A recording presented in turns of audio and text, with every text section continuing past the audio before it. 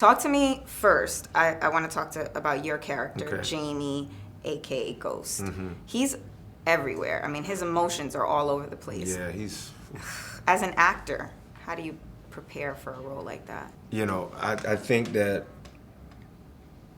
easiest way to do it is to give yourself first and foremost the allowance for all of those differing emotions that are in you as the actor. And you know, even if there's adjectives that describe Jamie or Ghost or James, these three guys in one that don't necessarily describe Omari, to play this guy, there's got to be a large percentage of those adjectives that do describe me. And so I think the first thing is to give myself an allowance to really go there.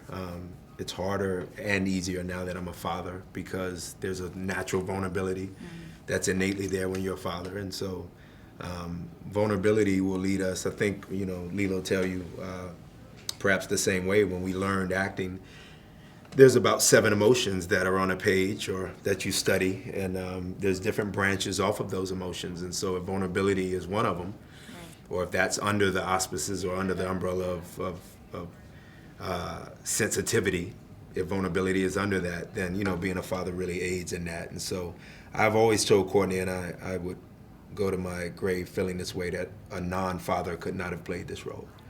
You know, my cast members help a lot. You know, we laugh a lot. When you play such a dark character and such a dark show is the backdrop of that dark character, you got to laugh a lot. And so we surprisingly laugh constantly as if we're in a comedy. Really? We have to. Funny stuff on set? Oh, man, she helps me tremendously.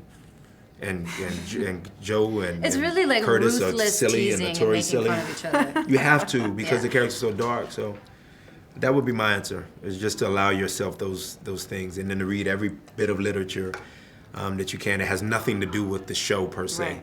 And Lela, How do I? that strong Latina that you play, bravo She does a for great that. job, man. Seriously, She there's does no such a great job. stereotypical nothing about her. She is a strong Latina. That's who she is. Right. And she's in a strong role, and we love that. We love seeing I mean, that. That's cool I for her was, to say. yeah, it's great. I was saying earlier how I think one of the things that happened is Courtney being a woman and a woman of color. As women of color, we grow up with all of these labels that we feel constricted by, right? Or these little boxes that society wants to put it into that inevitably, as complicated humans, we don't fit into. And someone who grows up with that sensitivity, when they go to write, they don't shackle their characters the same way sometimes society shackles us with stereotypes. And it's not that stereotypes don't have truth, it's just that they're myopic, they're one-sided. And within ourselves, we have many stories, we have many facets. And so it's sort of a joy to get to have writers and a creator and a woman who gets that and shows the full scope of the feminine, which is sometimes selfish and awful, and other times vulnerable and childish and girlish. And we challenge her. The men on the show really, you know, yeah, we happen to root for women. You could see that. You could Yeah. see it in the show, though, that there's Oh, this the gender Joe- equality. Is right. beautiful. Yeah, we as men really root for women. right. Curtis, Joe, myself, we really are rooters of women, and so that aids in us playing men that are at times misogynistic or sexist or Well, and also even in terms of inadvertently the trust, or unknowingly like, being sexist, but these we root guys for women. make us feel so safe and comfortable. You know, Joe, Sinqua, Joe with Holly. You know, like just to because we have to do graphic sex scenes, I and was you gonna ask can't that. go there unless you have complete trust that they have your back, and that you know. And And that we want you to be strong. You know what I mean? The characters, we are not trying to dominate the screen. You know, I'm usually telling Notori and Lela, it's your scene. It's your scene. Yeah. You know, a woman runs a household. You guys- She should run a scene. Your sex scenes are hot. We don't brush our teeth for hours prior. We actually will be mean to each other and eat gross things to piss each other She does off. that, man. That's all. Don't be saying we. Like what? Ain't no Like we in what? there. What Don't would be you adding eat? we. Salami. She's crazy, man. She tries each sex scene to see if she can up the sex scene prior and what she ate before. Like, Lela's crazy. I think what it is, like, people honestly want to know what the steamy sex scene is we have a lot of chemistry, but it's like child like teasing, play with you chemistry, and then mixed with trust. And mixed with great writing. mixed with great writing, and so that allows this play. Because what I To always be said, there Courtney, already, was like, you know? I want there to be that play and goofiness and connection during the sex, and you can only do that with somebody that you enjoy and get along with and think is funny and who can, like, you know, make fun of your, I can't, yeah, never mind. So mixed with trust, and so it's like, okay, I trust you, and It's a fun let's cast. tell the story. We laugh a lot. What It's can a we really fun expect cast. from, I mean, you know, it was shocking to see that your character, Angela, kind of hung around after learning more about what's going on with him. What Yeah. can fans expect in season 2 from your relationship?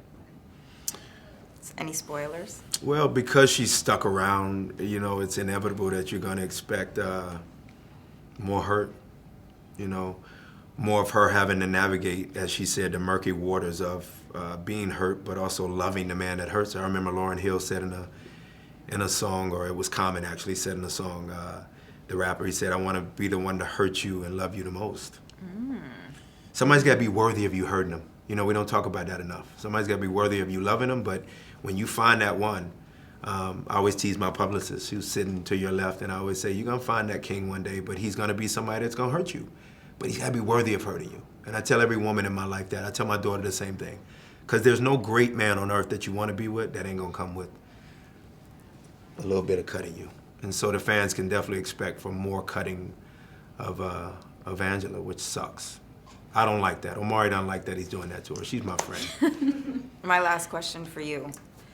Talking about Latinas on television and film, Right. how do you feel to be able to hold a role like this and just the overall spectrum of where we're at right now in the entertainment industry? I'm excited. I think I'm excited because we're pushing more and more in the scope of our storytelling and kind of telling the story of what it means to be a woman, right?